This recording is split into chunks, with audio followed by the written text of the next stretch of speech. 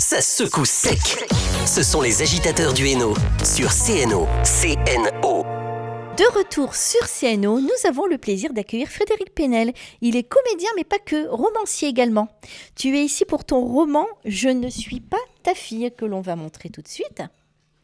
Voilà. Alors, avant d'évoquer ton roman, nous allons parcourir un petit peu ton parcours, j'ai envie de dire. Avant donc d'être comédien, tu as fait différents boulots, j'ai envie de dire. Oui, c'est le cas de le dire. J'ai eu un parcours assez atypique. Après, je ne vais pas tous énumérer, mais j'ai fait une bonne quinzaine de boulots différents. D'accord. En intérim, en CDD. En fait, il fallait manger, quoi. Et comment tu en es arrivé à devenir comédien dans un premier temps tu as été figurant. Comment ça s'est passé? Tu as postulé à une annonce? Oui, tout à fait. En fait, ça a commencé bêtement. J'ai vu un casting qui était organisé pas loin de chez moi, à Saint-Omer. Mmh. C'était pour un film qui devait s'appeler Mamie Loto. Ça parlait d'une histoire vraie, une femme qui organisait des lotos pour une association. Mmh. Elle devait faire pas loin d'une dizaine de lotos différents dans le but uniquement de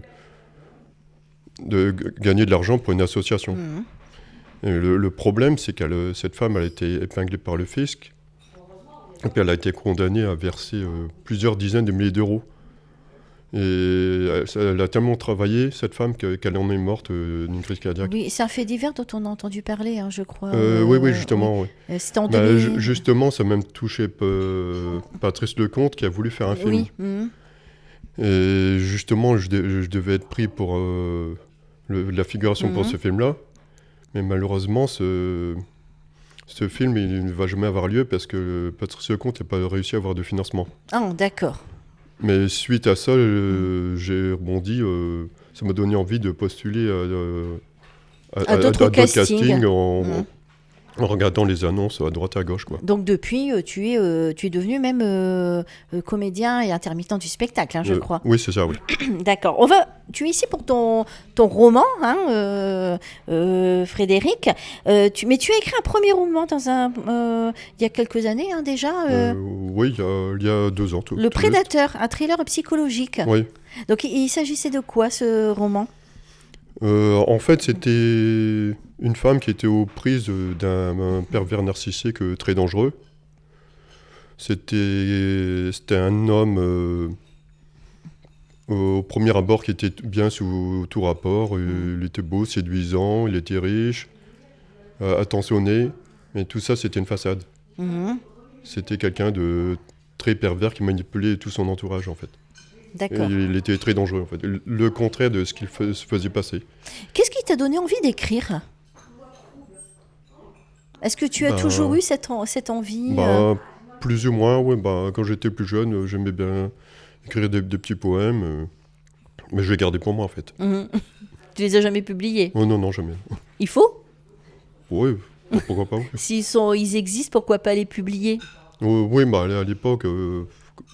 Quand j'étais très jeune, c'était assez enfantin, quoi. Oui, mais il existe des romans pour jeunesse qui fonctionnent bien d'ailleurs, j'ai envie de dire. Oui, c'est vrai, je ne doute pas, mais bon, après... Alors, ce nouveau roman, « Je ne suis pas ta fille », c'est l'histoire d'un amour impossible en fait. C'est une petite fille, on va dire Chloé, qui a 8 ans. Sa mère a un ami. Oui. Voilà, ils forment une famille à 3. Chloé grandit et elle tombe amoureuse de son beau-père.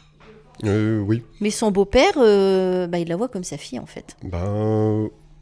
Est-ce que tu peux nous en dire plus ? En fait, ils se sont rencontrés bêtement au Cap Blanc-Nez. Et en fait, Sabine et Antoine, c'était soudainement le coup de foudre. Ils étaient célibataires tous les deux. Lui, célibataire sans enfant. Elle, célibataire, mais avec une fille.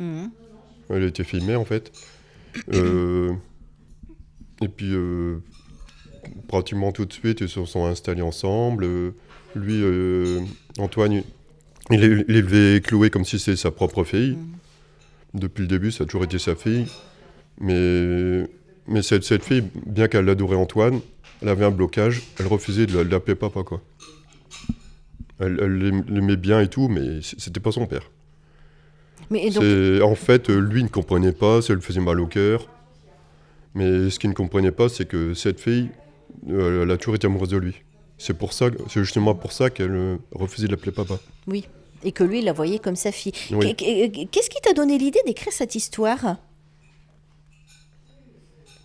Bah, Ça aurait pu après, être une histoire romantique, mais en fait, après, ça ne l'est pas, en fait.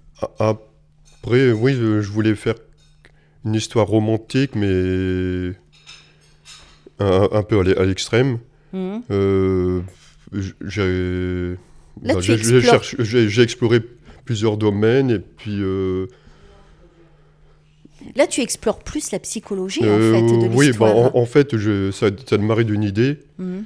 et puis mon idée elle a développé, quoi. Je voulais rentrer un peu dans la complexité. D'accord. Donc, mais comment tu t'y es pris pour écrire ce roman? Tu l'as commencé quand déjà, ce roman? Après, il y a pas mal d'années, je l'avais déjà écrit il y a au moins 5-6 ans, Mhm. mais je l'ai remodifié pour l'améliorer, en fait. D'accord. Mais donc tu mets en avant donc les différentes façons de l'amour dans ce roman. L'amour maternel, paternel, charnel, mais aussi l'amitié. Oui, parce que l'amitié, ça fait partie du romantisme aussi. Mhm, bien sûr. Ben, c'est pour ça que j'ai voulu explorer toutes les facettes du romantisme, en fait. Alors, mais il faut dire qu'en fait, dans ce roman, Sabine, elle meurt malheureusement.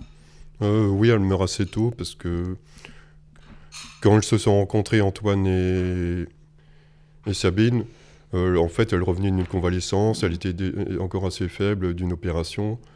Elle s'était fait je suis même ému quand on parle de ça, une ablation des ovaires. Mhm. Elle ne pouvait plus avoir d'enfants.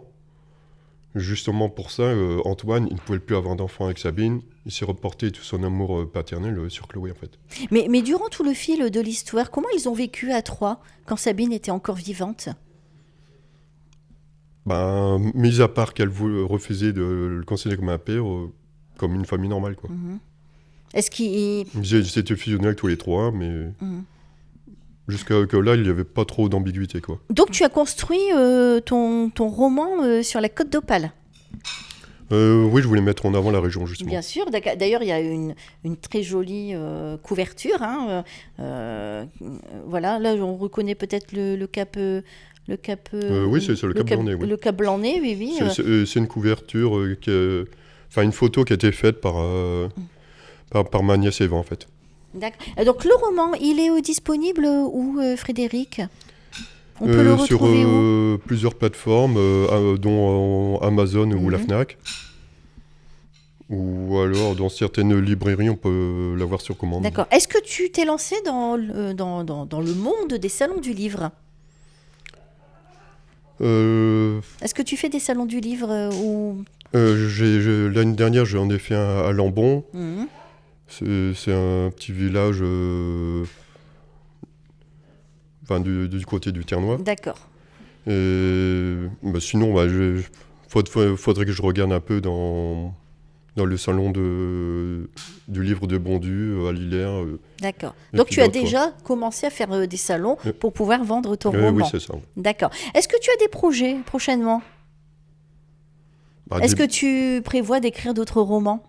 pas pour l'instant, mais faut voir par la suite. Bon, déjà, on va s'imprégner de ce roman. Je ne suis pas ta fille. C'est un drame psychologique, hein, j'ai envie de dire, Oui. ou une histoire d'amour impossible entre une fille et son beau-père. Frédéric, est-ce que tu as quelque chose d'autre à rajouter? En fait, c'est pareil, je voulais explorer le deuil, Mhm. parce que comme Antoine, il était fou amoureux de Sabine, Mhm. et qu'elle est morte assez rapidement, en quelques semaines, pour elle, c'était tout. En fait, il était complètement détruit. Oui, il sombre en fait, hein, Oui, Antoine. il sombre Hein. carrément. Mhm. Aussi, Autant qu'il était le plus heureux des hommes avec elle, autant il sombre dans l'alcoolisme et la dépression. Il avait même des idées noires, il voulait même se suicider. C'est sa belle-fille qui l'a retenu un peu. Son amour paternel pour elle, en fait, c'est ce qui l'a sauvé, en fait. D'accord. Donc, on saura la fin. Mais après, je ne peux pas en dire plus. Voilà, on va laisser les auditeurs lire le livre pour connaître la fin de l'histoire. Merci beaucoup, Frédéric. Détends-toi, j'ai l'impression que tu es stressé. Un peu. Tu as l'habitude des caméras puisque tu fais des tournages. Oui, mais c'est pas la même chose. Mais en tout cas, n'hésite pas, si tu as un prochain roman, à venir nous voir, on te recevra avec plaisir. D'accord. À bientôt, Frédéric. Merci. Les Agitateurs du Hainaut est rediffusé le samedi entre 11h et midi. Vous avez la possibilité de nous retrouver sur Facebook Live, YouTube Live et tous nos réseaux. Retour du Réveil en Rire, présenté par Patrick, jusque 13h sur CNO. Ça secoue sec.